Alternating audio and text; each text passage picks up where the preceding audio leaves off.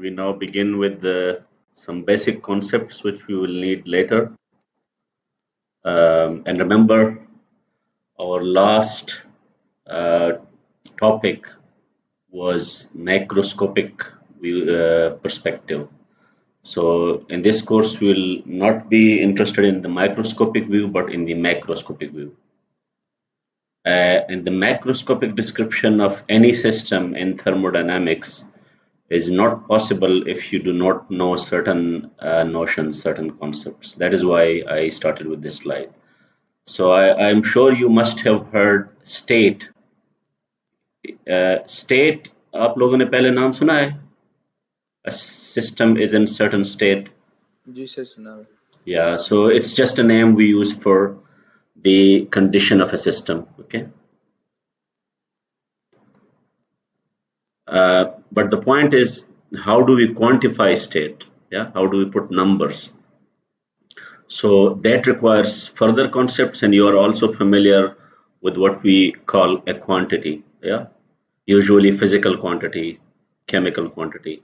So you can think of a quantity as any macroscopic characteristic of something or phenomena. It's important. Okay, it can be either about something. So you can think of a system or a phenomena. A phenomena may be something which you would not call a system. So you will see later, okay? So now, when you know quantity, so this means that you could use quantities to talk about a state. But not every quantity can be used to describe a state. So now we need a special type of quantity, which we will call a property. So a property is not just any quantity, but a quantity which you can say, which you can attach with a system. So you say the quantity of a system, a quantity of a system. Which quantity? To which a unique value can be assigned at a given time. ठीक है, कोई भी time point आपने choose किया तो आप एक unique value दे सकते हो, उसमें कोई एम्बिग्युइटी नहीं होनी चाहिए. But this is not the only condition. The other condition, this unique value will not depend on what has happened to the system in the past, regardless of the previous behavior. ये दो points समझ आ गए आप लोगों को? Yes sir. क्योंकि अगर ये दो नहीं है तो उसको आप क्वांटिटी तो कह सकते हैं, प्रॉपर्टी उसको नहीं कह सकते आप. ठीक है, सो ये जरूरी है. अब अगर मैं आपसे पूछूं कि ये जो मैंने राइट साइड पे लिखे हैं, do you think if you have understood this concept of property, do you think mass is a property? Yes sir. क्योंकि जो मास की वैल्यू है, इट डजंट मैटर कि वो मास कहाँ से आया है, कैसे आया है. ठीक है ना, वो आपने स्टफ किया है, वो उधर उधर हवा से आया है, इट डजंट मैटर. आपने जल्दी जल्दी, मतलब आप इमेजिन करो, अभी अगली स्लाइड पे मैं एक पिक्चर शो करूंगा, उससे आपको क्लियर हो जाएगा. सिमिलरली वॉल्यूम के बारे में क्या ख्याल है आपका? सो प्रॉपर्टी होगी. इसमें कोई कंफ्यूजन हो सकती है कि volume depends on how the system got that volume.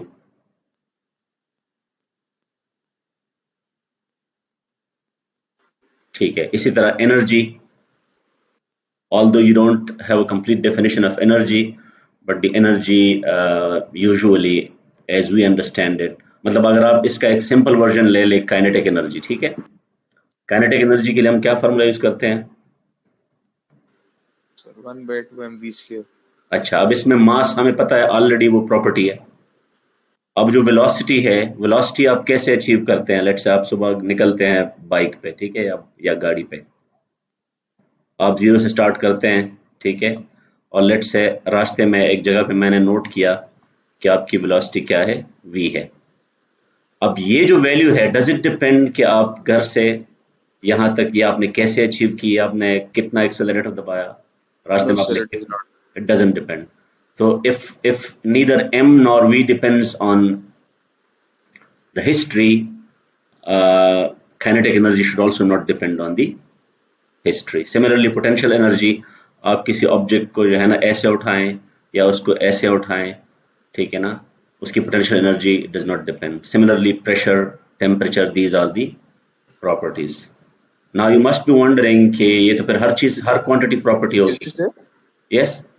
sir, does that mean that every property is independent? वो फिर किसी चीज पे नहीं नहीं depend नहीं नहीं, नहीं? आप बात समझ नहीं रहे हैं. उसको हम प्रॉपर्टी कह ही नहीं सकते अगर ये दो प्रॉपर्टीज नहीं है, ये दो कंडीशन नहीं है तो. So you should be asking quantity. ठीक है, अगर किसी क्वांटिटी को हम प्रॉपर्टी कह रहे हैं तो उनमें ये चीज मस्ट है, तो इसका मतलब यह है कि यह सारी जो मैंने लिस्ट की है ये क्या है, ये न सिर्फ क्वांटिटीज है बल्कि Properties. प्रॉपर्टीज भी हैं. Now you should imagine, can you think of A quantity which is not a property. अब उसके लिए आपको क्वांटिटी की डेफिनेशन देखना पड़ेगा. क्वांटिटी को हमने कैसे डिफाइन किया, अ मैक्रोस्कोपिक कैरेक्टरिस्टिक ऑफ समथिंग. अब वो समथिंग अगर कोई सिस्टम है तो फिर आप कि ये दो कंडीशन आप देखेंगे तो उसको आप क्वांटिटी प्रॉपर्टी कहेंगे. हो सकता है वो सिस्टम के साथ कोई फिनोमेना अटैच्ड हो और फिर आप उसको क्वांटिटी तो कह सके, उसको प्रॉपर्टी जो है ना आप ना कह सकें. तो अब बताएं जरा इन एग्जांपल्स में, फॉर एग्जांपल इन दोनों एग्जांपल में जो मैंने आपको ये वाली दी है और ये वाली दी है, इसमें आप imagine A quantity which is not a property. Sir, heat is a quantity but not a property. हाँ, आप थोड़ा सा आगे चल गए लेकिन ये मैं बेसिक एग्जांपल बता रहा हूँ ना. बेसिकली आपको हिंट मिलना चाहिए कि अगर कोई चीज प्रॉपर्टी नहीं है तो प्रॉपर्टी किस चीज की होती है, ये बहुत जरूरी है. किसकी होती है? सिस्टम. सिस्टम की होती है. क्योंकि हमारा पर्पस, हमारा ऑब्जेक्टिव सिस्टम है. तो इसका मतलब यह है कि if there is a quantity which is not a property, it must have something to do with the interaction of the system with the surroundings. समझ आ गई बात? क्योंकि जो बाउंड्री पे हो रहा है, जो बाउंड्री पे हो रहा है, आपके पास ये सिस्टम है और ये सराउंडिंग्स है. बाउंड्री पे जो चीजें हो रही है वो तो डिपेंड करेंगी ना कि वो क्या चल रहा है उधर, तो वो हिस्ट्री पे डिपेंड करेंगी. तो इस एग्जांपल में जो मैंने आपको यहाँ पे गाड़ी की दी है, आप v के लिए क्या करते हैं, इसको आप एक्सेलरेट करते हैं. क्या करते हैं? और एक्सेलरेशन किस पे डिपेंड करता है? फोर्स पे ना. फोर्स पे.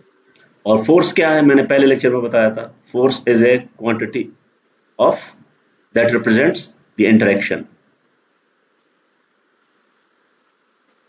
तो फोर्स इंटरेक्शन है, तो फोर्स से जो चीज निकलती है जो कि एक्सेलरेशन है, acceleration can not be a property. It depends on how you interact with the system. You get that?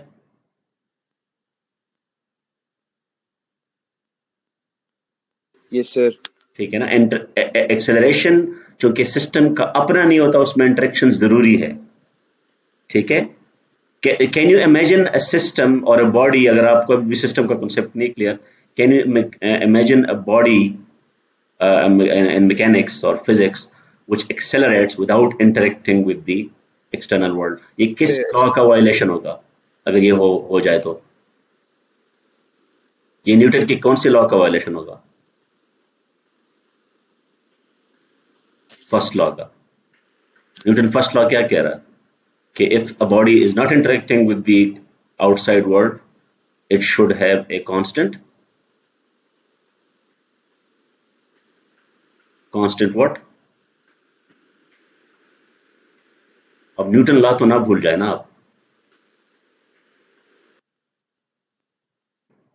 Constant velocity. ठीक है, याद आ गया आपको? Yes sir.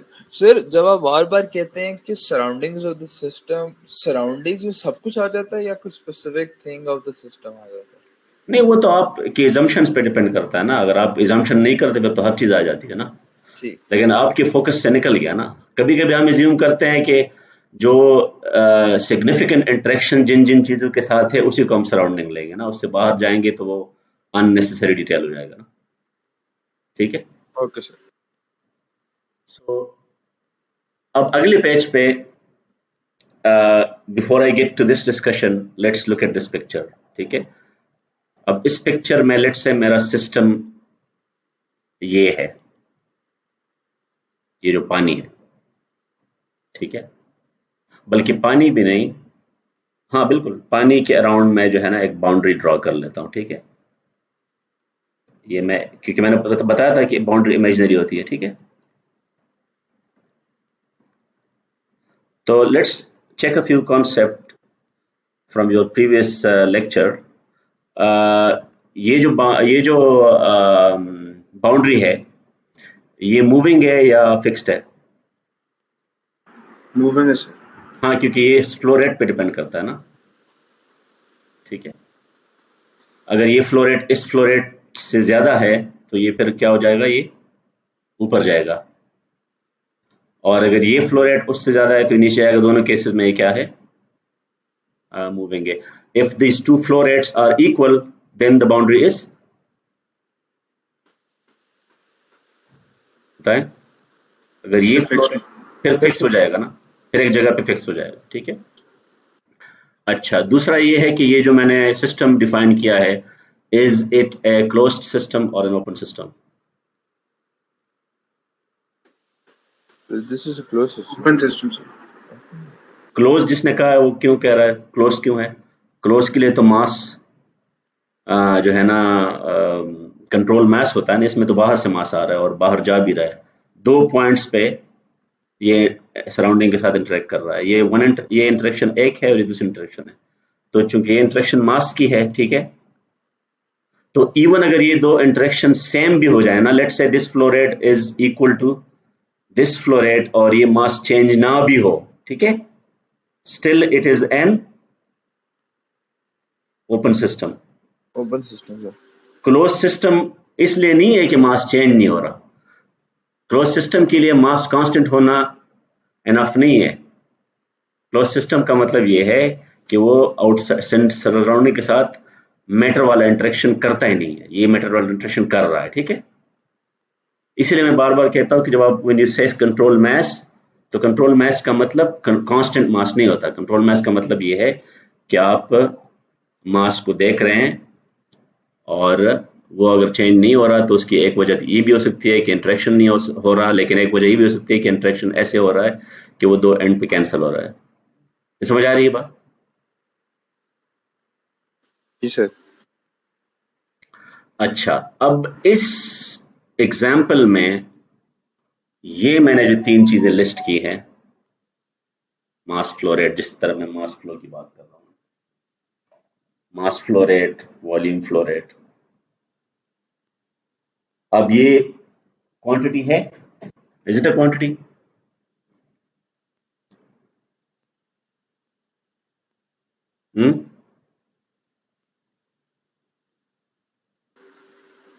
Is it a quantity? क्यों आप चुप हो गए सारे? मैं गलत क्वेश्चन पूछ रहा हूं सर? हाँ? वो आपने जीसीआर पे लिखा हुआ था सेक्शन ए का, और है टाइम टेबल पे सेक्शन बी की क्लास लिखी हुई है। ये सेक्शन बी की क्लास है सर। टाइम टेबल के हिसाब से सेक्शन बी की होनी चाहिए। अच्छा, आपने जीसीआर मैंने पे नोट नहीं किया, मैं अभी उसको चेंज करता हूँ, एक सेकंड। लेकिन पता तो सबको है ना कि ये कौन सी क्लास है। एक सेकंड, मैं इसको चेंज करता हूँ। सर मैं सेक्शन ए का, तो फिर मैं उसके साथ ले लेता हूँ।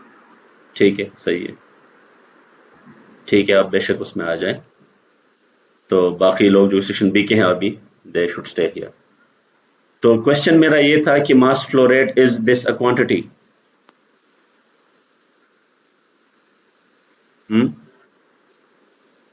Yes sir, mass flow rate फिर क्वांटिटी तो होगी, होनी is this a property now?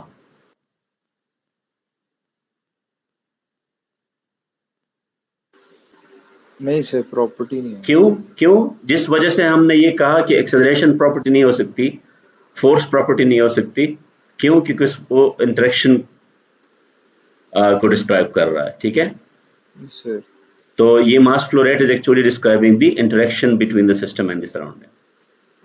So it can not depend. क्यों? अब उसको कैसे आप डेमोन्स्ट्रेट करेंगे? आप ये टैप वाटर जो है ना स्लो करेंगे तो ये फ्लो रेट चेंज हो जाएगा। अब वो स्लो करने से सिस्टम का क्या ताल्लुक है? इसका मतलब ये है कि सिस्टम को अगर ये वॉल्यूम मिल रहा है, ये मास मिल रहा है सिस्टम का, ये मास इसका इंक्रीज हो रहा है, ठीक है।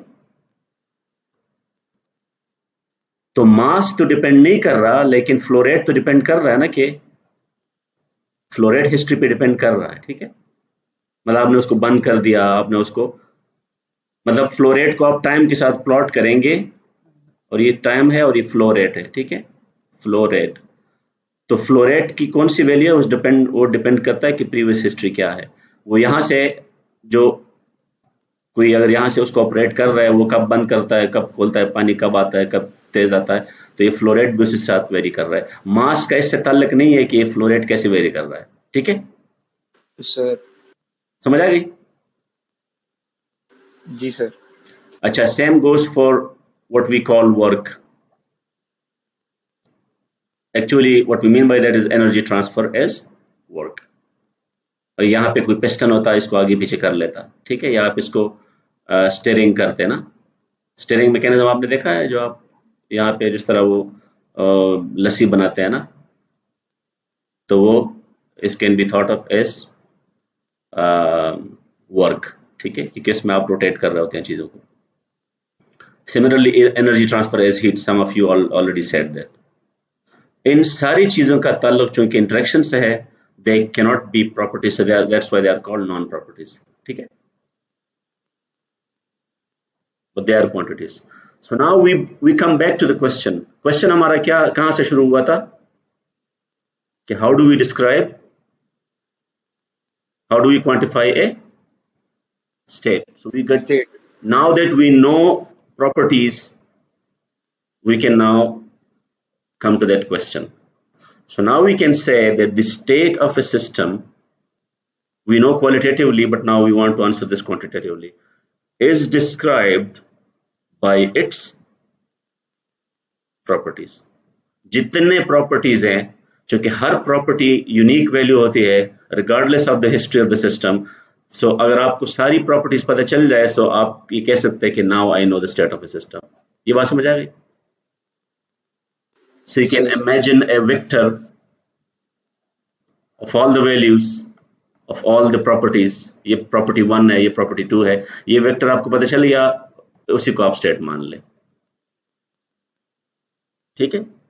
इसकी एग्जांपल इलेक्ट्रिक सर्किट्स में हो सकती है कि आपके पास इलेक्ट्रिक सर्किट में सारे वोल्टेजेस, सारे करंट्स पता चल जाए, तो you can say that I know the state of that circuit, ठीक है। Now the question is, do you need all the properties? ठीक है, so you must have seen, और सर्किट्स में भी आपने देखा होगा कि relations exist among properties of the system. जिस तरह ओम्स लॉ है, ओम्स लॉ क्या करता है, वो करंट और वोल्टेज को रिलेट करता है। so, इसका मतलब यह है कि अगर वहां पर कोई रेजिस्टर है, तो आपको रेजिस्टर की वैल्यू अगर पता है, ठीक है, तो वो तो खैर रेजिस्टर एक प्रॉपर्टी है, ठीक है। अगर हम ओम लॉ की बात करते हैं, लेट्स से आपके सिस्टम में कहीं पे रेजिस्टर पड़ा हुआ है, तो एक ये प्रॉपर्टी हो गई, ठीक है, एक ये वोल्टेज हो गया और एक ही करंट हो गया।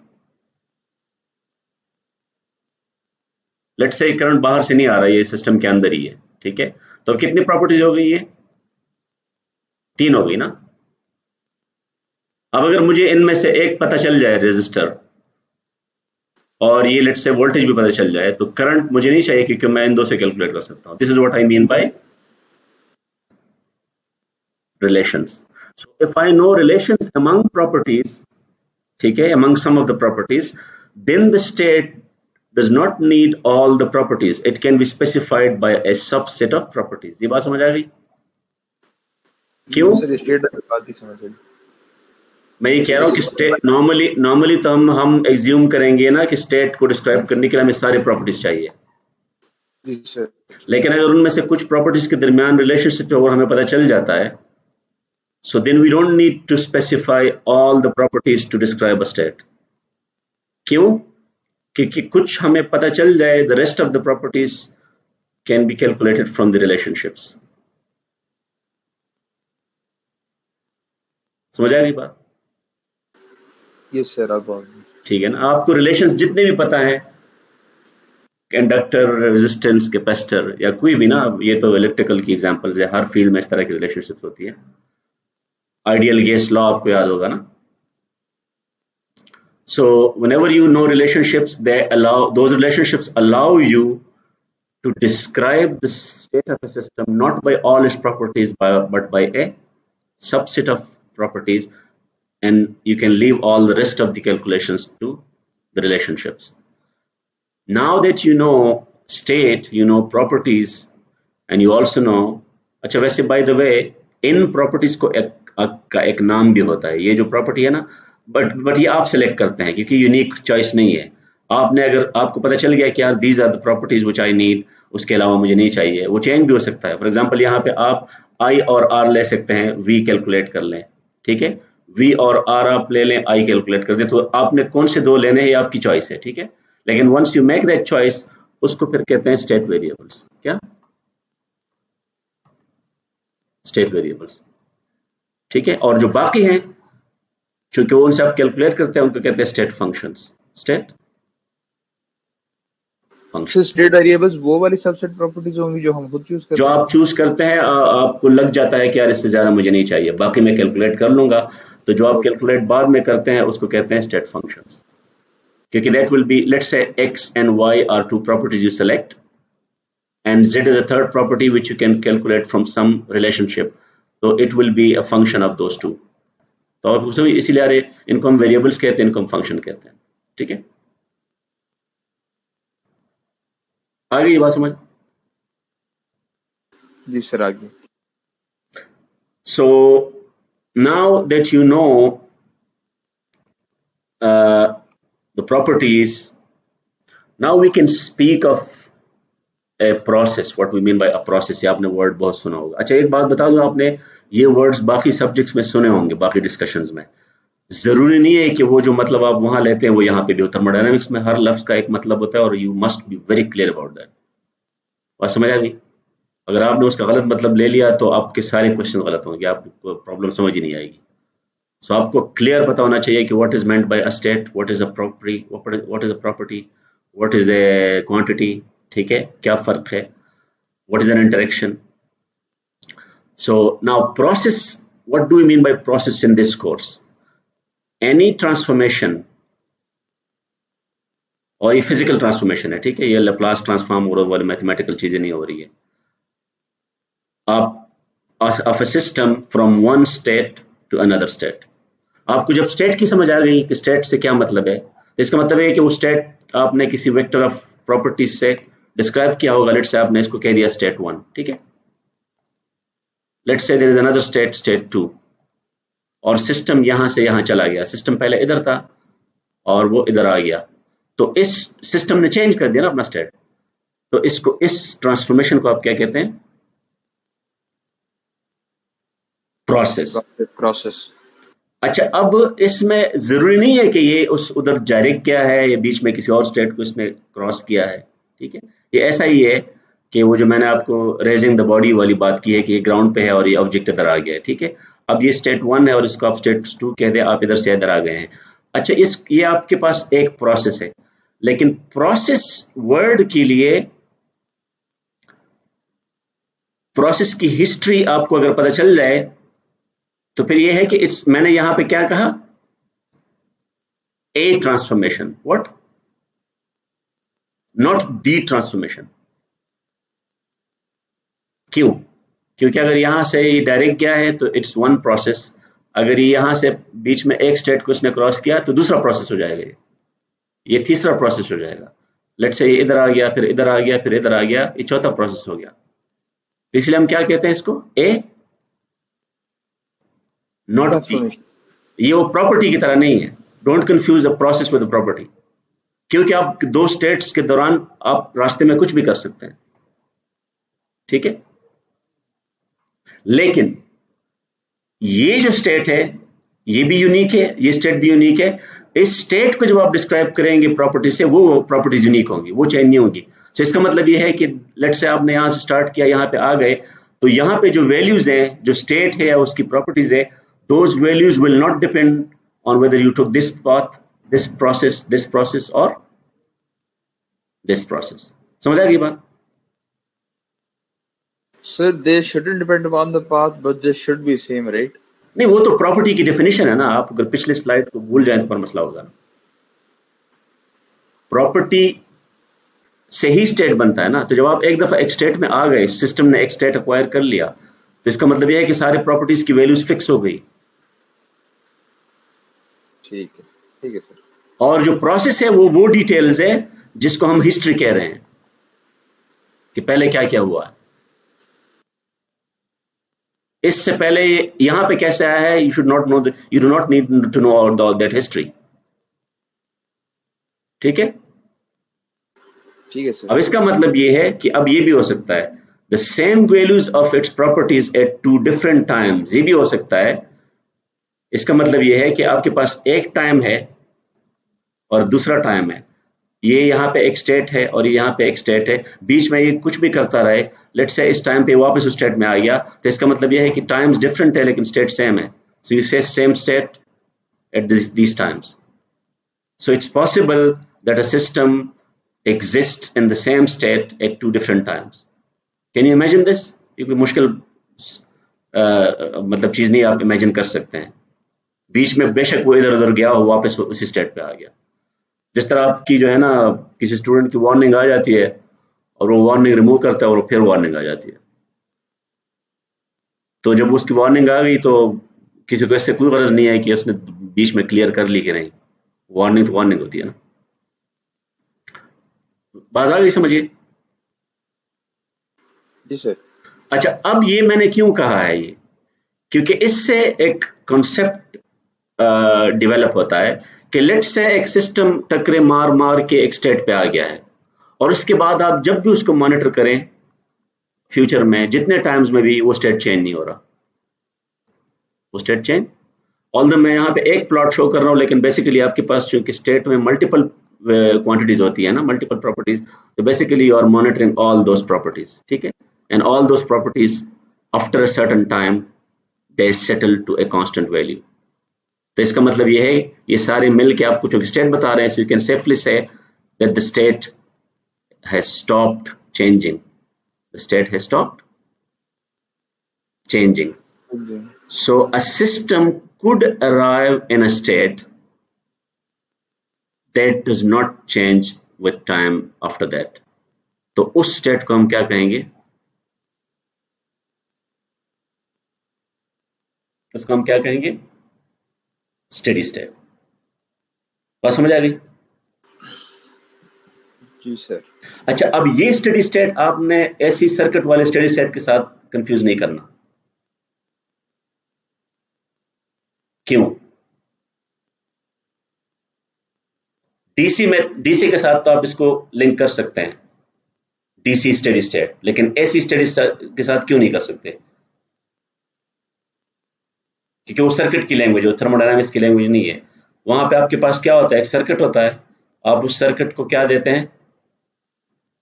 एसी इनपुट देते हैं, ठीक है,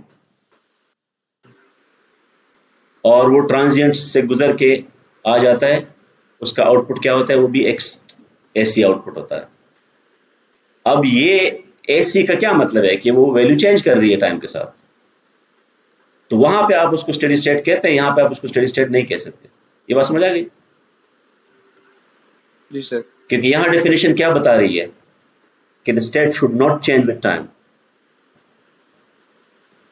So this is not the steady state which you use in circuit theory. ठीक है, यहाँ पे steady state का मतलब fixed state है। fixed state का मतलब यह है कि सारी प्रॉपर्टीज क्या होंगी?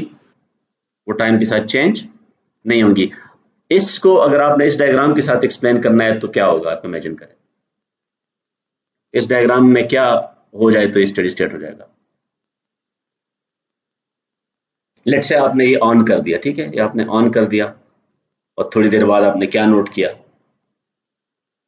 इमेजिन करें ना कुछ सिनेरियो।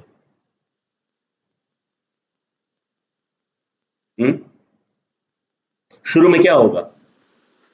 तो पानी बहना, फ्लो होना शुरू होगा सबसे पहले। शुरू में ये फ्लो ज्यादा होगा, ये कम होगा क्योंकि अभी आपने पानी नहीं डालना शुरू किया। ठीक है। फिर ये हो जाएगा, थोड़ी देर बाद क्या हो जाएगा, आप हो सकता है नोट कर ले कि ये दोनों फ्लोज इक्वल हो जाए, फिर उसके बाद क्या होगा, ये लेवल चेंज नहीं होगा। So let's say there are no other interactions, अगर यहाँ पे कोई हीटिंग नहीं हो रही है, हीटिंग या कूलिंग, तो आप कह सकते हैं कि ये जो पानी है इसने एक कांस्टेंट स्टेट अचीव कर दिया, क्योंकि अगर हाइट आपको पता चल गया तो और एरिया भी पता चल गया, ठीक है, तो उससे आप वॉल्यूम भी कैलकुलेट कर सकते हैं, मास भी कर सकते हैं, डेंसिटी पता चल गया, सो ऑन, ठीक है।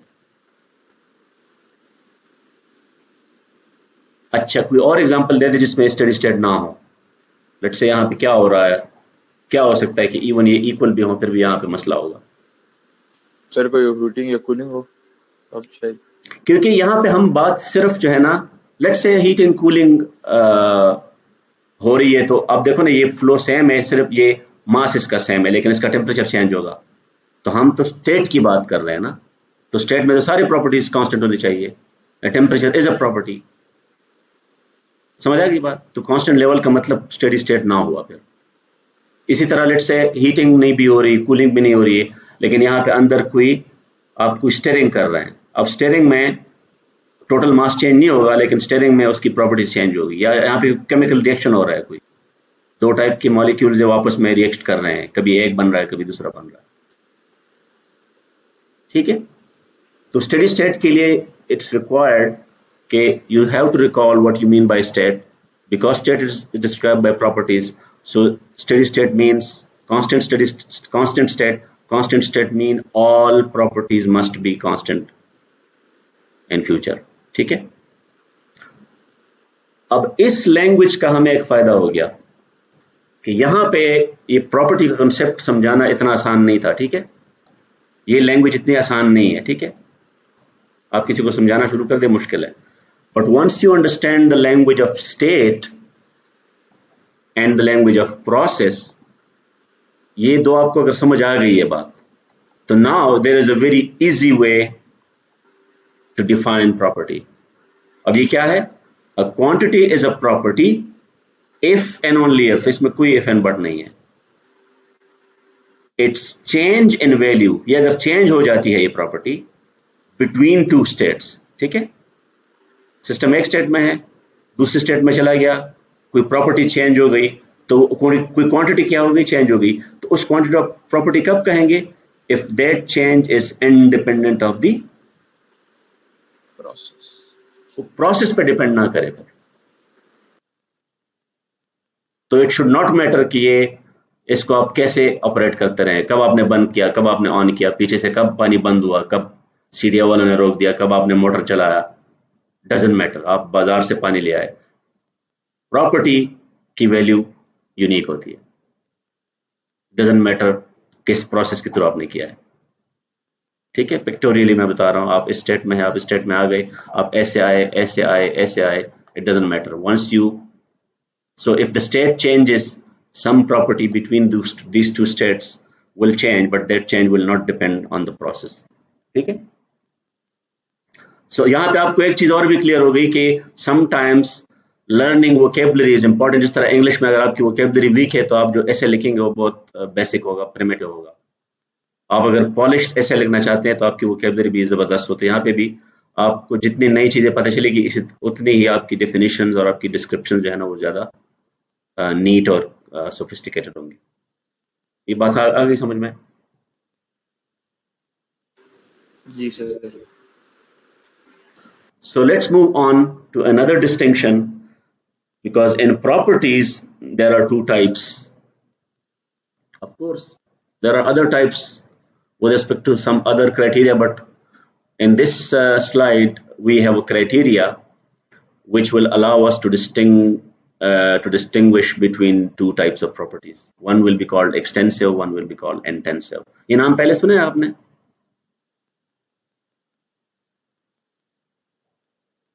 या पहली दफा सुन रहे हैं?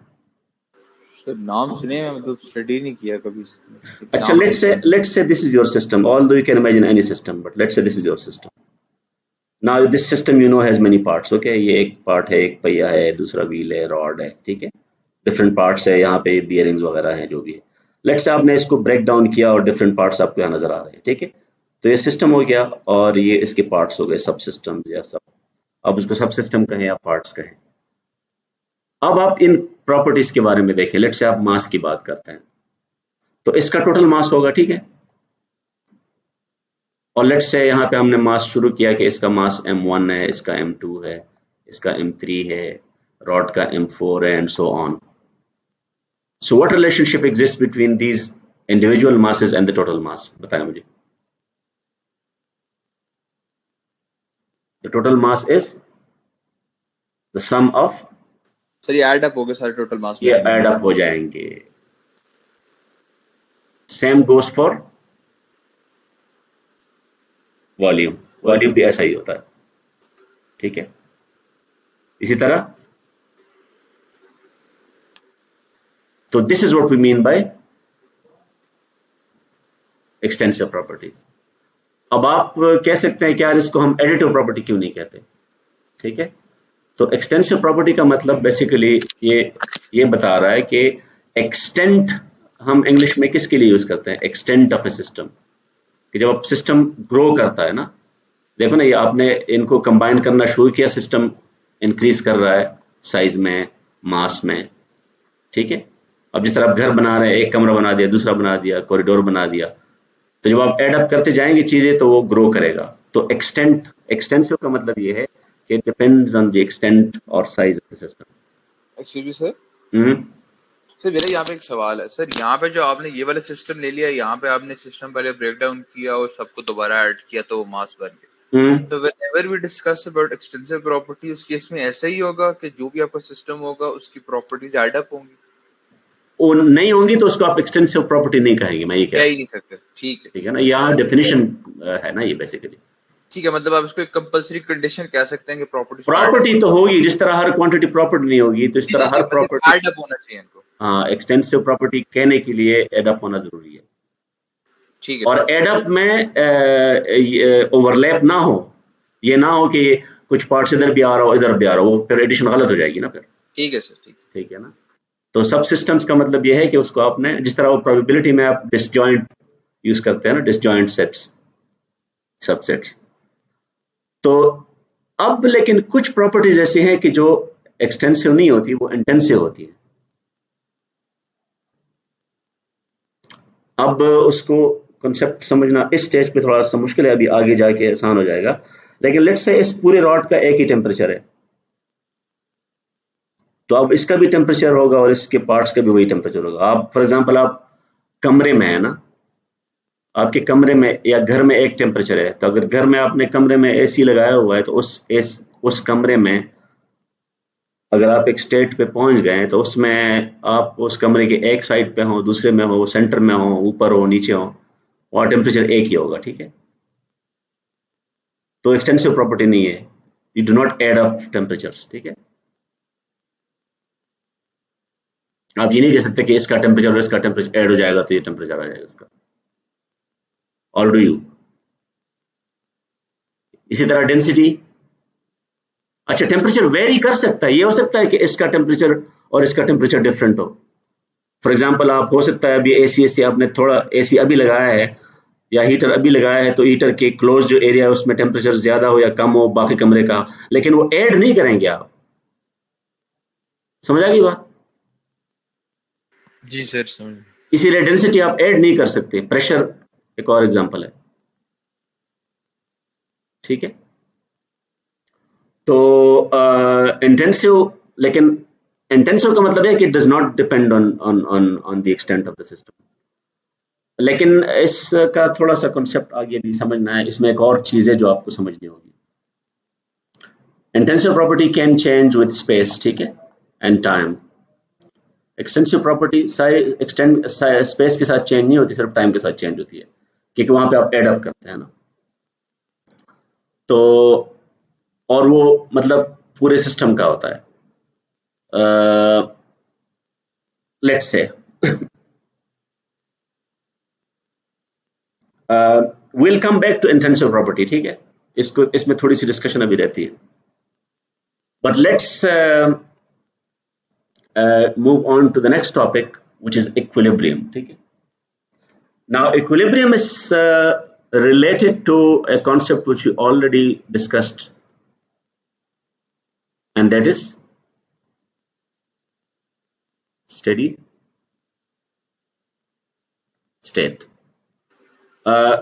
अगर हम अभी एक्सप्लेन करेंगे तो आपको लगेगा कि स्टेडी स्टेट और इक्विलिब्रियम एक चीज है, लेकिन there is a slight difference and we will actually I'll come to that once I'm done with this slide. So but let's say कि इक्विलिब्रियम आपने पहले कब सुना है, ठीक है? आपने मेरे ख्याल में दो कॉन्टेक्स्ट में अभी तक इक्विलिब्रियम सुना होगा, आई एम श्योर। एक आपने मैकेनिकल इक्विलिब्रियम सुना होगा बेसिक मैकेनिक्स में या फिजिक्स में, and what do you mean by that? Balance of forces or moments or both। ये याद आ गया आपको? इवन बीएमई किसी ने नहीं भी पढ़ा है आपको याद आ जाएगा, ठीक है? ठीक है जी सर, ठीक है। अच्छा, एक केमिस्ट्री में भी आपने सुना था इक्विलिब्रियम, याद आ रहा है? आ गया? Chemical, yes sir, chemical equilibrium, ठीक है। सो वो बैलेंस ऑफ फोर्सेस नहीं था, मोमेंट्स नहीं था, लेकिन वो मेरे ख्याल में if I remember correctly, let's say there is one molecule of one type and there is another type, और अगर इनके दरमियान ये आप सिंबल लगा लेते हैं तो इसका मतलब ये है कि ये रेट और ये रेट जब इक्वल हो जाए तो ये माइक्रोस्कोपिकली तो चेंज हो जाता है, लेकिन आप जब मैक्रोस्कोपिकली देखेंगे तो ये दोनों जो है ना, दोनों का रेशियो जो है ना फिक्स्ड हो जाता है, ठीक है? ये आपस में केमिकल इक्विलिब्रियम में है।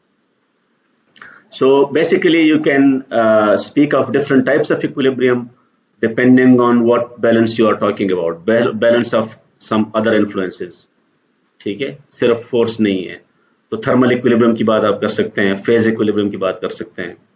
फेज इक्विलिब्रियम सुना है आपने?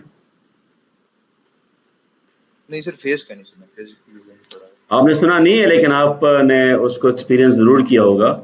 ये जब आप पानी बॉयल करते हैं ना, तो बॉइलिंग से पहले वो वेपर्स एक स्टेट होता है और एक आपका लिक्विड होता है, ठीक है? और ये जो वेपराइजेशन, एवापोरेशन और जो कंडेंसेशन है, ये दो फेजेस होते हैं ना। जिस तरह मैंने वो केमिकल की बात की थी ना, तो यहाँ पे दो फिजिकल स्टेट्स हैं, ये दो फिजिकल स्टेट्स नहीं, सॉरी, फेजेस हैं ये, और इनके दरमियान जो है ना, ये अगर बैलेंस हो जाए तो उसको आप फेज इक्विलिब्रियम कहते हैं। तो आप कह सकते हैं कि vapour and liquid are in equilibrium, और इसी को हम क्या कहते हैं? आपने नाम सुना होगा, बॉइलिंग पॉइंट। याद आ गया अभी? जी सर, आ गया। इसी तरह आइस और वाटर के दरमियान भी होता है, वो मेल्टिंग पॉइंट होता है, उसमें भी दो फेजेस के दरमियान इक्विलिब्रियम होता है। So depending on what kind of balance you are talking about, you have different types of equilibria. So in thermodynamics we want to actually take all of them into account, and you speak of balance of all influences। ये सारे इसमें आ गए, और जो आपको नहीं पता वो भी आ गए सारे, तो उसको हम क्या कहेंगे? Thermodynamic equilibrium. और इसको कुछ लोग एक और नाम कहते हैं जिससे ज्यादा क्लियर होता है, कुछ लोग इसको कहते हैं कंप्लीट इक्विलिब्रियम।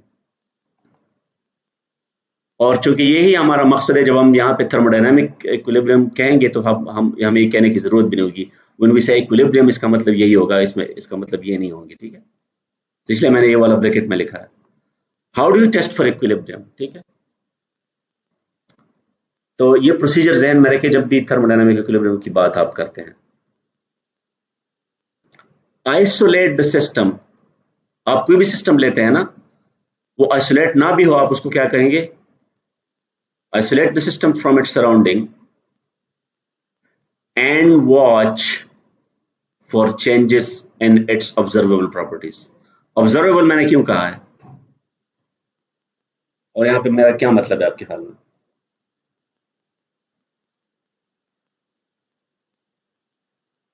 देखिए, हर प्रॉपर्टी आप मेजर नहीं कर सकते, ठीक है, और ऑब्जर्व भी नहीं कर सकते, जो स्पेशली माइक्रोस्कोपिक प्रॉपर्टीज हैं, ठीक है ना? तो हम चूंकि मैक्रोस्कोपिक प्रॉपर्टीज में इंटरेस्टेड हैं, और ये कोर्स मैक्रोस्कोपिक व्यू पॉइंट का है, तो हमारा मतलब वो होता है, ठीक है?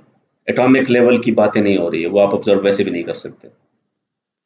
तो लेट्स से आप ये थॉट एक्सपेरिमेंट करें, अगर आप एक्चुअल कर भी नहीं भी सकते तो आप ये थॉट एक्सपेरिमेंट कर दें। If there are no changes, whether you do that experiment or whether you imagine it, अगर आप कोई चेंज ऑब्जर्व नहीं करते तो इसका मतलब क्या है कि जब आपने आइसोलेट किया था उस टाइम ये क्या था, इट वाज इन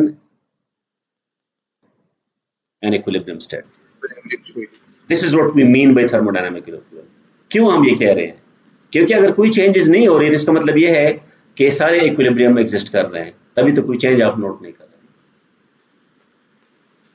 ठीक है ना, वेलोसिटी चेंज हो रही है, ना टेम्परेचर चेंज हो रहा है, ना प्रेशर चेंज हो रहा है, तो और इक्विलिब्रियम क्या होगा? ठीक है. लेकिन इफ यू ऑब्जर्व चेंजेस, अब यहां पे क्वेश्चन बनता है ना, आपने आइसोलेट कर दिया ना, इसका मतलब क्या है कि हमने यहां पे क्या बात की है? इन्फ्लुएंसेस की. ऑल इन्फ्लुएंसेस में कौन कौन से आएंगी? ऑब्वियसली सराउंडिंग से जो इंटरेक्शन इन्फ्लुएंसेस आ रही है, एक वो पॉसिबिलिटी है. ठीक है. और दूसरी पॉसिबिलिटी क्या है? सिस्टम के इनसाइड द सिस्टम. ठीक है, internal influences inside, internal to the system. अब ये आपको समझ आ रही है आइसोलेट द सिस्टम हमने क्यों किया? क्योंकि हम सराउंडिंग को निकालना चाहते हैं पिक्चर से. समझ आ गई बात? आपने सराउंडिंग के साथ सारी इंटरेक्शन खत्म करनी है. क्यों? क्योंकि आप सिस्टम के अंदर देखना चाहते हैं. इक्विलिब्रियम उसकी इंटरनल प्रॉपर्टी है. तो इफ देयर आर चेंजेस, इसका मतलब ये है कि there are still internal influences that are not balanced. External तो आपने बंद कर दिया, स्विच ऑफ कर दिया, और उसका रिजल्ट क्या होगा कि जहां जहां कोई प्रॉपर्टी कंसंट्रेट कर रही है, ये आपने नोट किया होगा, वो क्या होगा? वो स्प्रेड आउट होगा. ये चीज आपने देखी है, ये हर जगह होता है, आपने नोट किया होगा. आप किसी रूम में जो है ना स्प्रे कर दें, तो क्या होता है? क्या प्रॉपर्टी कंसंट्रेट हो जाए, आप क्या कंसंट्रेट करते हैं उधर? प्रेशर. ठीक है. और वो अल्टीमेटली क्या कहाँ जाता है? वो इवन आउट हो जाता है. इसी तरह आप घर में हीटर लगाते हैं तो क्या होता है? हीट स्प्रेड आउट हो जाती है पूरे रूम. ठीक है ना. आप कोई केमिकल पानी में कुछ वो डाल लेते हैं, चीनी डाल लेते हैं, तो वो स्प्रेड आउट. तो ये हमेशा आपने नोट किया होगा कि जो भी प्रॉपर्टीज है that trend to spread out. तो अगर वो स्प्रेड आउट हो रही है तो उससे बाकी प्रॉपर्टीज चेंज होंगी. इसका मतलब है कि वो इक्विलिब्रियम नहीं है अभी. इक्विलिब्रियम अभी नहीं है, या डिफरेंट टाइप से आपस में इंटरेक्ट तब तक करेंगे जब तक इक्विलिब्रियम अचीव ना हो जाए. अब now let's get back to how it's different from steady state. How it's different from, क्योंकि steady state में भी हमने इस तरह की बात की थी ना. So let's get back to that picture. यहाँ पे हमने steady state का वर्ड यूज किया था, तो हमारा क्या मतलब था कि हमने स्विच ऑफ नहीं किया था, आइसोलेट नहीं किया था. हमने इसके साथ किया हुआ था कि if this is equal to this, और लेट्स से अगर कोई इंटरेक्शन हीटिंग की है भी तो heat n is equal to heat out. ठीक है. या अगर आप इसको जो भी इंटरेक्शन है वो कैंसिल कर रहे हैं, तो अगर प्रॉपर्टी चेंज नहीं हो रही एक टाइम के बाद, उसको हम क्या कहते हैं? Steady state. अब हम क्या करेंगे? अब हम थॉट एक्सपेरिमेंट में सारे इंटरेक्शंस एनवायरनमेंट सराउंडिंग के साथ खत्म कर देंगे. तो हम क्या करेंगे? आइसोलेट कर दें. हम ये बंद कर देंगे, और हम ये होल भी बंद कर देंगे, क्योंकि this is another type of interaction. We don't want that. ठीक है. And we don't want this either. अब देखिए, अगर वो चेंजेस नहीं हो रहे हैं तो उस स्टेडी स्टेट को आप क्या कहेंगे फिर? Equilibrium. Steady equilibrium is a more strict version of steady state. और इससे ये क्लियर हो गया कि it's a property of closed systems. ठीक है. ये ओपन सिस्टम्स के लिए स्टेडी स्टेट आप वर्ड यूज करेंगे, क्लोज्ड सिस्टम के लिए यहाँ पे मेंशन मैंने नहीं किया, लेकिन कॉन्सेप्ट को समझने के बाद क्लियर हो जाता है कि it's a property of closed systems. Clear हो गया? Yes, sir. Now in this course we will be using two systems of units. तो मैं उस डिटेल में नहीं जाऊंगा क्योंकि एक सिस्टम आप ऑलरेडी पढ़ चुके हैं, SI system. You have used this many times. ठीक है. तो यू मस्ट रिमेंबर कि मास का यूनिट इसको हम क्या कहते हैं? किलोग्राम. ये उसका सिंबल है. लेंथ का मीटर है, ये उसका सिंबल है, टाइम का सेकंड है, ये सिंबल है, फोर्स का न्यूटन है, ये सिंबल है, and this is a derived quantity, some of the most fundamental quantities. ठीक है, बाकी भी है लेकिन थर्मोडायनामिक्स में मोस्टली हम यही यूज करेंगे, बाकियों की जरूरत पड़ गई तो उसकी तरफ आ जाए। But there is another system of units which is called English engineering units. ये यूनाइटेड स्टेट्स में यूज होता है। इट्स वेरी फनी कि ये ब्रिटिश ने शुरू किया था, और यूरोप वाले अभी सारे इंक्लूडिंग यूके वो सारे SI पे आ गए हैं, और यूनाइटेड स्टेट्स अभी भी इंग्लिश इंजीनियरिंग यूनिट्स यूज कर रहा है, हालांकि उल्टा होना चाहिए था। ठीक है, but because most of the literature is using both, मतलब there is reasonable literature which is using United States literature, तो उसमें ये हमें दोनों का पता होना चाहिए। तो अभी इसके डिफरेंट वर्जन है, the version we will be following is this. तो मास का यूनिट क्या होगा? पाउंड। ठीक है, मास का एक और यूनिट आपने नाम सुना होगा, याद आ रहा है किसी को?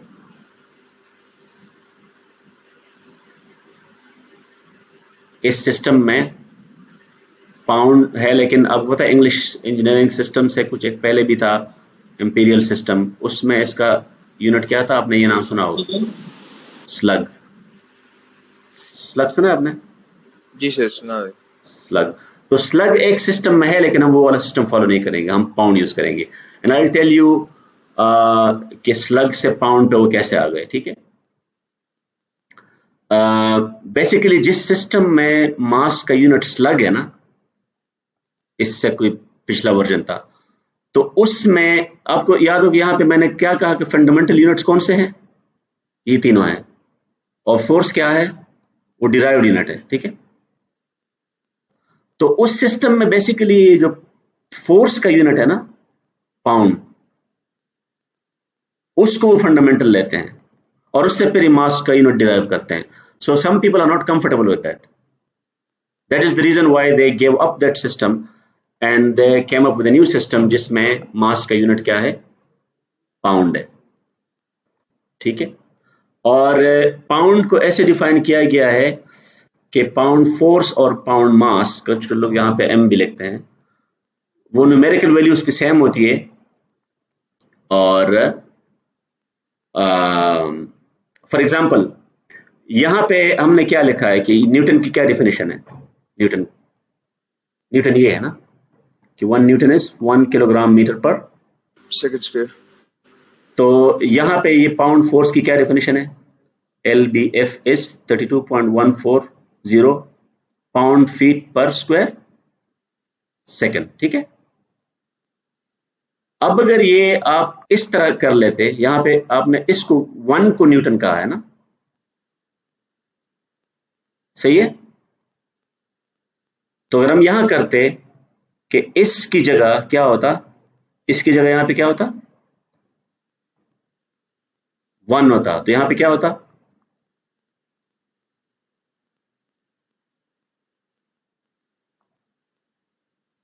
ये फीट पर स्क्वायर सेकंड होता। ठीक है, और ये पाउंड चूंकि बाद में आया है, इस पाउंड की जगह क्या होता? मैंने अभी क्या नाम बताया था? स्लग। तो जिस तरह किलोग्राम है उसी तरह वहां स्लग होगा, और फिर इसको आप पाउंड फोर्स कहते हैं।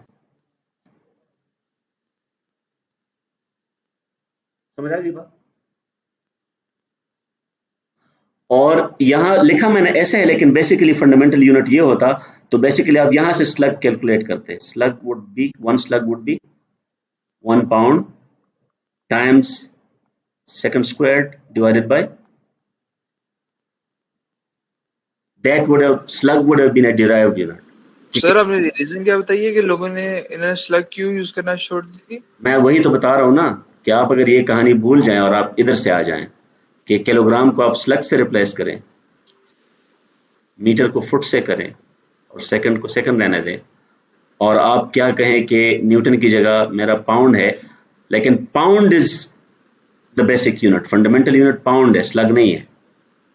उसमें पाउंड था, तो you define slug in such a way that 1 pound force is equal to 1 slug foot per square second. तो चूंकि फंडामेंटल ये है तो 1 slug would be what? 1 pound. Now अब ये चूंकि याद रखना पड़ेगा, तो इसको लोगों ने क्या किया? लोगों ने फिर ये किया कि स्लग को उसने रिप्लेस किया किससे? पाउंड से। और पाउंड ऐसा होना चाहिए, पाउंड मास के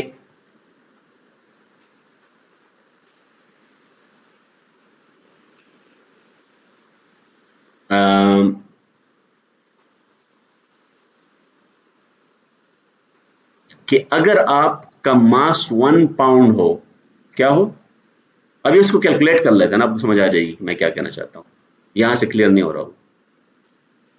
ठीक है, लेट्स से मेरे पास मास क्या है, ये तो आपको पता है ना कि अगर SI में मास आपके पास 1 किलोग्राम हो तो वेट क्या होगा, mg, जी की वैल्यू ये है,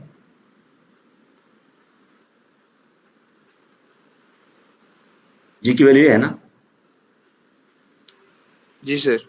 और ये आप करेंगे तो वो जो वैल्यू है वो डिफरेंट होगी ना, it will be 9.8 and something Newton. ठीक है, तो देखो ना, वेट की न्यूमेरिकल वैल्यू मास की न्यूमेरिकल वैल्यू से डिफरेंट है। यही मामला स्लग का भी था।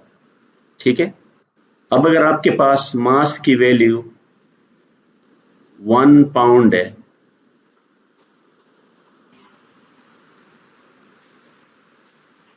तो उसका वेट क्या होगा, mg। ठीक है, तो m क्या है, 1 पाउंड। 1 पाउंड, और g क्या है, 9.80। नहीं ना, वो तो SI में है ना, ये आप कन्वर्ट ओ करेंगे, ठीक है, 32.1 ये सर। है ना। इस पे मैं बाद में आता हूँ कि आप कैसे कर सकते हैं, लेकिन लेट से मैं इसको ले लेता हूँ। ठीक है, तो ये क्या हो जाएगा, 4 फीट पर सेकंड स्क्वायर। अब यहां से क्या आंसर आता है, 32.174 पाउंड फीट पर स्क्वायर सेकंड, एग्जैक्टली वही वैल्यू आ गई ना। और इसको आप क्या कहते हैं, 1 पाउंड फोर्स। अब आपको फायदा नजर आ रहा है कि क्या फायदा है, फायदा क्या हुआ इसका, सर कन्वर्जन समझ आ गई। नहीं, 1 pound mass has the same weight, जो 1 पाउंड का मास का वेट है वो 1 पाउंड फोर्स है, न्यूमेरिकल वैल्यू सेम हो गई ना। ठीक है sir. This is a very convenient thing. This is one of the reasons why they don't want to leave the system. इसको लेट से आप इस कॉन्सेप्ट को यहाँ पे कुछ लोगों ने यहाँ पे इसको इंपोर्ट किया है ना SI में। अगर आप ये काम SI में करना चाहते हैं तो आपको यहाँ पे क्या चेंज करना पड़ेगा, यू हैव विच यूनिट आपको चेंज करना पड़ेगा। लेट से आप मास को चेंज नहीं करना चाहते, मास को आप किलोग्राम में रहने दें, तो आप न्यूटन की जगह एक नया यूनिट इन्वेंट करेंगे और उसका नाम क्या होगा,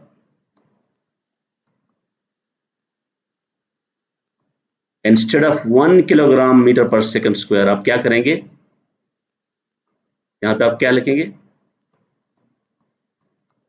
9 पॉइंट, एग्जैक्टली यही वैल्यू आप उठा लें और उसको आप क्या कहें, इसको आप न्यूटन ना कहें, इसको आप कहें kgf, जिस तरह आपने lbf लिखा ना, ये पाउंड ऑफ, ये lbf reminds you that this should have a numerical value, the same numerical value, तो इसको आप क्या कहें, kgf। Are you following. अब आप वेट कैलकुलेट करें, W is equal to mg, क्या आएगा, m is 1 kg yes sir. और g की जगह क्या होगा, 9.8 this। so this will be 9.8 that thing and you get 1 kgf. so 1 kilogram mass का वेट क्या हो गया, 1 kg। F की so ये कुछ लोग ये यूज भी कर रहे हैं, हम नहीं करेंगे, हम सिर्फ ये वाला वर्जन यूज करेंगे। This is the reason why this is the, वो स्लग वाली चीज खत्म हो गई, स्लग में वही मसला है जो कि यहाँ पे न्यूटन के साथ मसला है। ठीक है, ठीक है सर। और ये तो आपने मेरे ख्याल में काफी दफा देखा होगा, इस जस्ट फॉर कंप्लीशन, ये जो हम यूज करेंगे सेंटी, मिली, हेक्टो, किलो, मेगा, गीगा, टेरा, ठीक है, micro, nano, or pico. There are some more, but we will only be using this. तो इसमें कोई क्वेश्चन है? अच्छा, अब यहाँ पे ना मैं एक चीज करना चाहता हूँ आपको. Although this is obvious, but you must learn the method properly. के what kind of calculations do I expect from you in exams, quizzes, assignments. ठीक है? अगर आप इस चीज का ख्याल नहीं रखेंगे, आप forget about marks, आपको marks उसके नहीं मिलेंगे. Let's say आप I want to convert 1 foot to meters. ठीक है? हालांकि आपको पता है, लेकिन ये तरीका मैं बताना चाहता हूँ. तो you know 1 foot is equal to how many inches? 12 inches. तो ये इससे आप स्टार्ट ले लें. ठीक है? और ये मैं ऐसा मेथड बता रहा हूँ कि इसमें आप गलती कर ही नहीं सकते if you understand this method. अब मुझे आंसर में क्या चाहिए? मीटर चाहिए ना. लेकिन नॉर्मली मुझे क्या पता होता है? मुझे ये पता होता है कि इंच और सेंटीमीटर का मुझे relationship, this is very easy to remember. ये आपको याद होगा ना कि 1 इंच इक्वल्स 2.54 सेंटीमीटर. याद है ये? जी सर. अच्छा, ये मैंने बार्स जो लिखे हैं ना, ये वाली, ये vertical bars, this reminds me that I am doing something to convert units. ये हमेशा हम यूज करेंगे इस कोर्स में. यूनिट कन्वर्जन फैक्टर इसको कहते हैं. कोई मुझे ये बता सकता है कि इसकी न्यूमेरिकल वैल्यू क्या होगी? इस रेशो की जो मैंने रेशो लिखी है, ये इसकी वैल्यू क्या होगी? बताएं.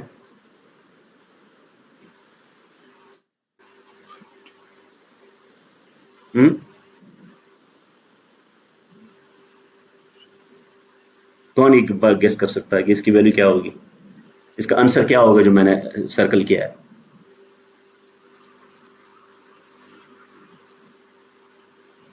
चलो इसको छोड़ दो, मैं दूसरा क्वेश्चन पूछता हूं. मैं लिखता हूं 1 फुट डिवाइडेड बाय 12 इंच. इसकी वैल्यू क्या होगी?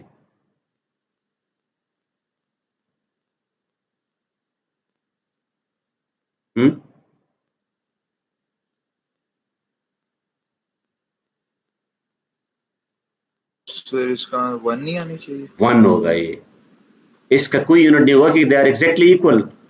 आप इस पे ना जाएं कि ये 1 और ये 12 है, क्योंकि मैंने आपसे ये नहीं पूछा कि 1 और 12 क्या होगा. समझ आ गई? जी सर. ये थोड़ा टाइम लगा समझने में, लेकिन सर आ गया. हाँ, लेकिन ये बहुत पावरफुल टूल है. अब मेरी मर्जी है कि मैं 12 इंच ऊपर लिखूं या 1 फीट ऊपर लिखूं. ये मेरी मर्जी है. Same thing sir. अब मैं वो करूंगा जो मुझे हेल्प करे ना. तो अब आपको समझ आइए मैंने इंच नीचे क्यों लिखा, सेंटीमीटर क्यों ऊपर लिखा? क्योंकि मुझे आंसर मीटर में चाहिए, और मीटर से मैं सेंटीमीटर के पास जा सकता हूँ, इंच के पास नहीं. I need to get rid of inch. Inch मैंने काटना है. समझ आ गई बात? जी सर. तो अगर ये इंच में ऊपर लिखता तो मुझे नुकसान होता, उल्टा क्वेश्चन और भी मुश्किल हो जाता. ठीक है? अब जब मुझे ये मिल गया, अब सेंटीमीटर से मीटर जाना आसान है. उसके लिए मैं यही ट्रिक अप्लाई करूंगा कि 1 मीटर मुझे पता है क्या है, 100 सेंटीमीटर. अब मुझे पता है कि 1 इसको मैंने किस फॉर्म में लिखना है. मीटर ऊपर आएगा, सेंटीमीटर नीचे आएगा. तो क्या कैंसिल हो जाएगा? Centimetres. This is the method you are going to follow. This is something which you can never get wrong. अगर आपको ये समझ आ गया एक दफा. अब आप ये 1 मीटर से फुट में जाना चाहते हैं, आप वही करेंगे. ठीक है? कैसे? 1 मीटर से आप स्टार्ट करेंगे, फिर क्या करेंगे? आपको रिलेशनशिप सेंटीमीटर और इंच का पता है ना, तो first you go from metre to centimetre. तो 1 मीटर यहाँ पे और ऊपर 6 सेंटीमीटर ऊपर होगा, 100 सेंटीमीटर. और ये आप स्ट्रेट लाइन वर्टिकल बार लिख देता है कि आपको याद रहे कि आप ये कन्वर्ट कर रहे हैं. यहाँ पे आप क्या करेंगे? आप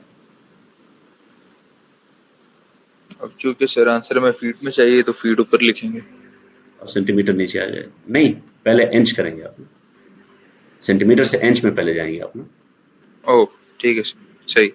1 इंच, क्योंकि वो पता है ना, जो पता है. हाँ, अगर आपको कोई टेबल दिया हुआ है और आप डायरेक्ट चले जाए वो ठीक है, लेकिन फिलहाल आपको इंच पता है. अब इंच से आप चले जाएं कहाँ पे? फीट तो ईट फीट ऊपर करें इंच नीचे रखें and this is definitely going to give you feet. ठीक है, तो अगर आप ये मेथड यूज कर लेंगे तो ये आप घर पे ट्राई करें कि अब आपको समझ आ जाना चाहिए कि जी की ये वैल्यू यहाँ से यहाँ पे कैसे आ गई। ये कोई तूफानी चीज नहीं है, आप खुद कर सकते हैं क्योंकि सेकंड स्क्वायर चेंज नहीं है, you only need to go from metre to foot. ठीक है, ठीक हो गया ये आप खुद कर, ये फिर आराम से कर लें फिर। But it's better to remember this value even though I will provide these values, but it's always a good idea to remember this। कम से कम ये 2 डिजिट्स आपको याद होना क्विक के लिए, ये वाले। अच्छा, यहाँ से एक और चीज भी बहुत जरूरी है कि यहाँ पे अगर ये 0 लिखा है तो इसका मतलब ये है कि मेरे पास सिग्निफिकेंट फिगर्स कितने हैं?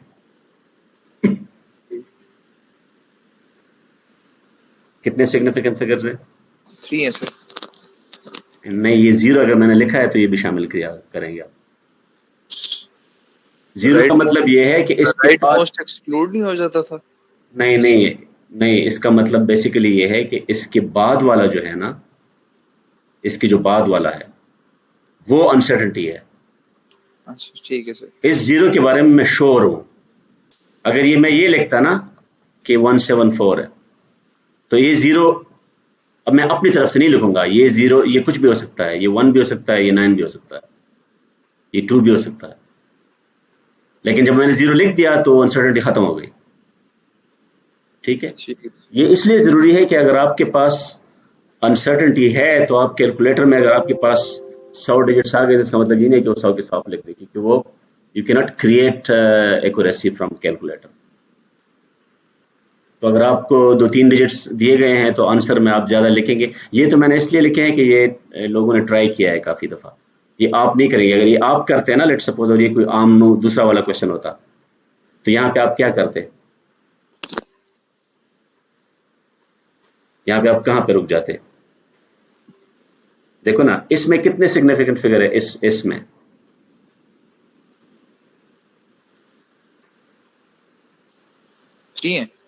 3 है क्योंकि 2 भी सिग्निफिकेंट है ना। 2 को आप इग्नोर तो नहीं कर सकते ना।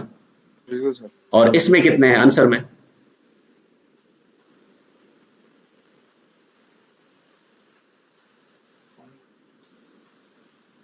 5 होंगे, नहीं 4 होंगे। नहीं, ये 0 तो सिग्निफिकेंट नहीं है ना। नहीं है सर, नहीं है, एक्सक्लूड का, सॉरी 4 है। ठीक है ना, तो अगर वो 3 है तो आप यहां तक आ जाते, आप इस 4 को 5 करते। ठीक है, क्योंकि आप उससे ज्यादा नहीं कर सकते। ये भी 3 है ना, आपके पास जो डेटा है उसकी एक्यूरेसी से ज्यादा एक्यूरेसी आप क्रिएट नहीं कर सकते just because you have used a calculator. ठीक है, तो बात समझ आ गई? कैलकुलेटर तो आपको 50 डिजिट दे देगा, वो सारे ठीक तो नहीं हो सकते ना। जी सर। तो यहाँ पे इसलिए हम कर रहे हैं कि ये आम क्वेश्चन नहीं है, ये बेसिकली ये 2.40 है। ठीक है, वो पता है लोगों को कि 2.40 है, 540 है।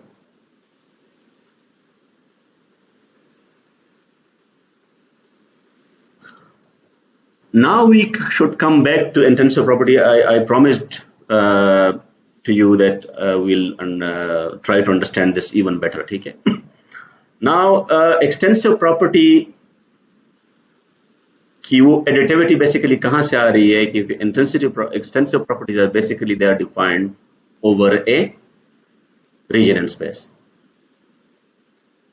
इसका क्या मतलब है?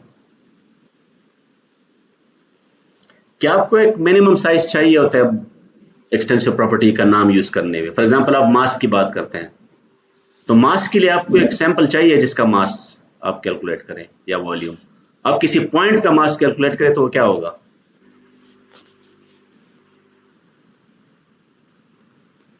पॉइंट में तो रीजन ही नहीं है। जब रीजन नहीं है तो 0 पॉइंट, अगर रीजन नहीं है तो वहां पे मैटर कहां से आएगा? ठीक है, समझ आ गई बात? जी सर। लेकिन इंटेंसिव प्रॉपर्टीज जो हम यूज करते हैं they are meant to be defined at a point in space.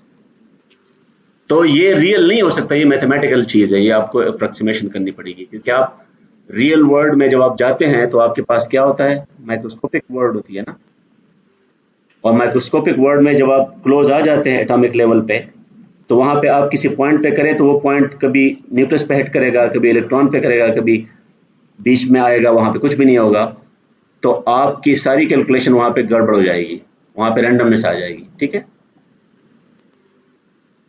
ये बात समझ आ रही है? जी सर आ रही है। तो इससे बचने के लिए हम क्या करेंगे कि हम दो काम करेंगे। एक तो हम एजम्पशन करेंगे। आपको याद है कि मैंने आपको ये बात पहले भी बताई थी कि आप जब करंट डिफाइन करते हैं और आप लिखते हैं D Q O D T, तो यहाँ पे पीछे यही स्टोरी है जो हम बताना चाह रहे हैं, क्योंकि current can not be defined for atoms and molecules. ठीक है, आपको बेसिकली एक एजम्पशन ये करना पड़ेगा कि ये माइक्रोस्कोपिक पर्सपेक्टिव है कि matter is viewed even if it is wrong, but you first make the approximation assumption and then see whether that assumption makes sense. You view it as if it is distributed continuously throughout a region. इसको कहते हैं continuum hypothesis.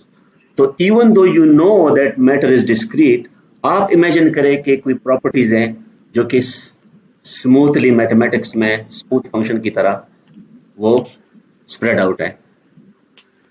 ये assumption समझ आ गई?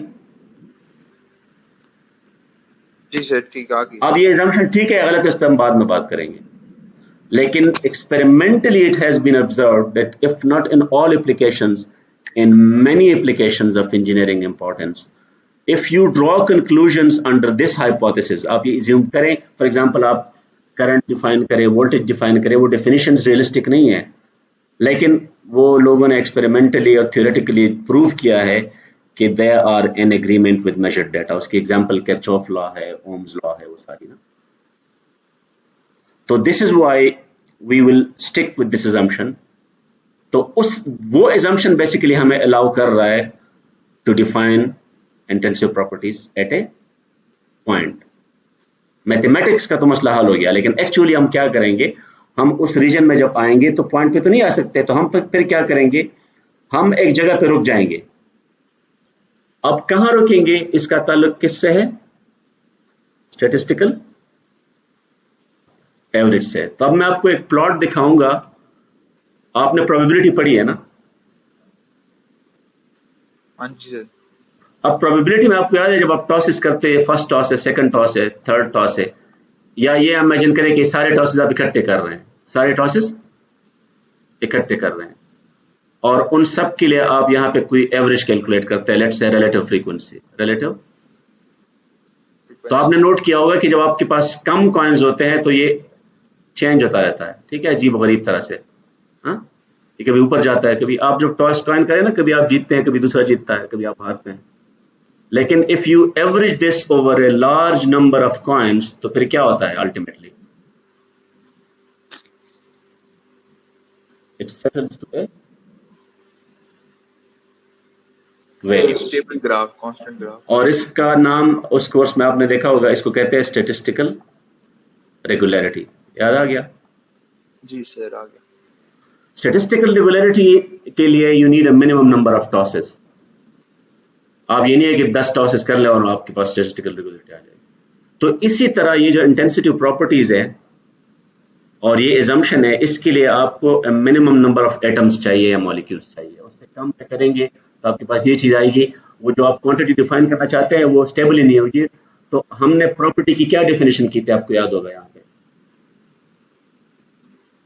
ये याद आ गया आपको? Unique value. वो यूनिक वैल्यू आप असाइन कैसे करेंगे अगर माइक्रोस्कोपिक रैंडमनेस आपका एक रास्ते में आ रही है?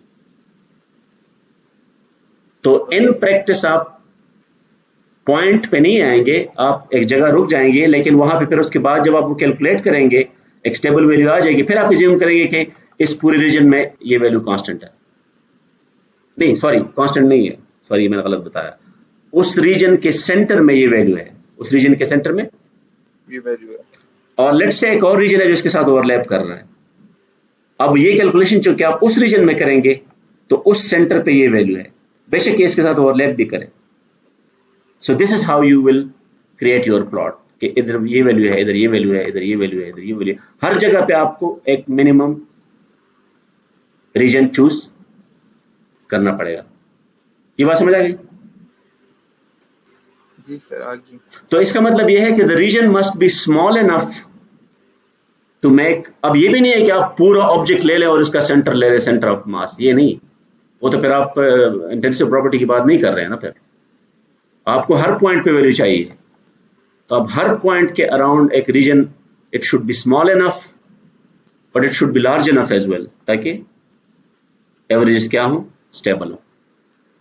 With this in mind we will now define density। जो आपने मैथमेटिक्स, केमिस्ट्री और फिजिक्स में डेंसिटी कहा है ना, ये बहुत आसान होता है, मास पर यूनिट वॉल्यूम, लेकिन इस मास पर यूनिट वॉल्यूम को डेंसिटी नहीं कहते हैं।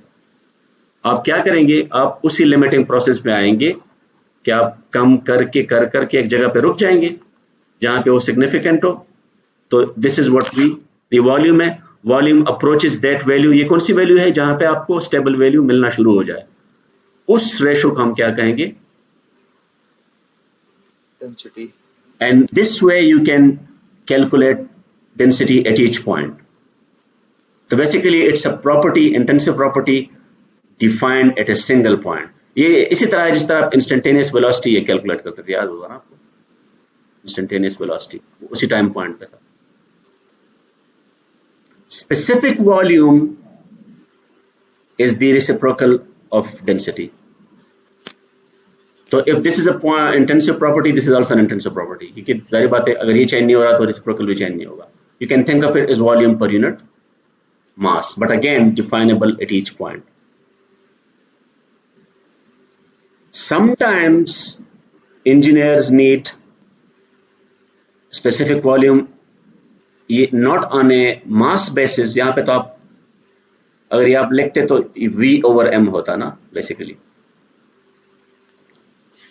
तो instead of mass you divide this specific volume by molecular weight। अब molecular weight का ताल्लुक amount of substance से है। amount of substance आपने देखा होगा moles होंगे ना। So if you divide mass by the molecular weight normally आपने ये देखा होगा ग्राम पर मोल, लेकिन अगर आप इसके साथ भी किलो लगा दे, इसके साथ भी किलो लगा दे तो इट्स द सेम थिंग। लेकिन इसका फर्क क्या होगा, लेट्स से इसका यूनिट केजी है, क्या है, और डिनोमिनेटर में क्या है, केजी पर किलो मोल, तो आपको एन की वैल्यू मिल जाएगी किलो मोल्स में। क्यों? क्योंकि even though if it is जी पर मोल, आपको उधर से के मिल जाएगा और आपको किलो मोल मिल जाएगी। If this is in grams then you will get moles, ठीक है ना। तो इंग्लिश यूनिट्स में आप ये यूज करते हैं मॉलिक्यूलर वेट, पाउंड पर पाउंड मोल, और आपको वो मोल नहीं मिलते, उसको हम पाउंड मोल कहते हैं। पाउंड मोल इसलिए कहते हैं कि वहां पे आपको ये एल बी उस तरह कैंसिल नहीं हो रहा जिस तरह के कैंसिल हो रहा है। तो ये पाउंड उसके साथ कैंसिल हो जाएगा। ये हम जब एग्जांपल्स का न्यूमेरिकल एग्जांपल करेंगे तो आपको बात समझ आ जाएगी। फिलहाल try to focus on these two definitions and think of this as a, instead of per mass you can replace this with volume per mole। लेकिन चूंकि हम किलोग्राम यूज करेंगे तो पर किलो मोल होगा, ये पर किलो मोल इन SI units, और इंग्लिश यूनिट्स में पर पाउंड मोल हो जाएगा। इसमें अगर कोई क्वेश्चन है तो आप पूछ सकते हैं। No sir. ठीक है,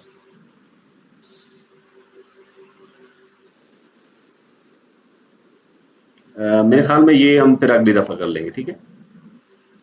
ठीक है सर। क्योंकि ये सर अटेंडेंस किस तरह होगी, चैट में पी लिखनी है? आप पी लिख दे, बिल्कुल हाँ। वो एक सेकंड में,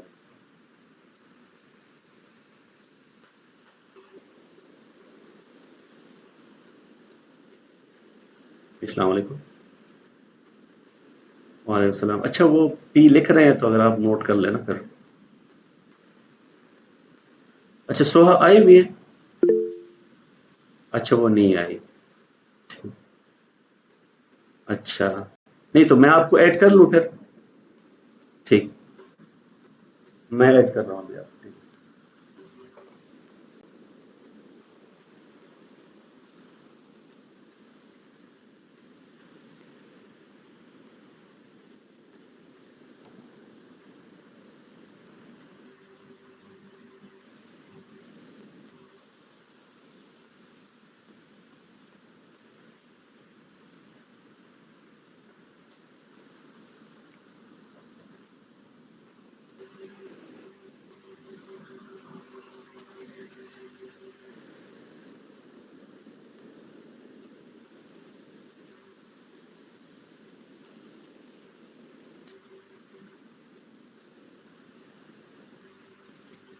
सर ये लॉकडाउन बहुत लंबा तो नहीं जाएगा?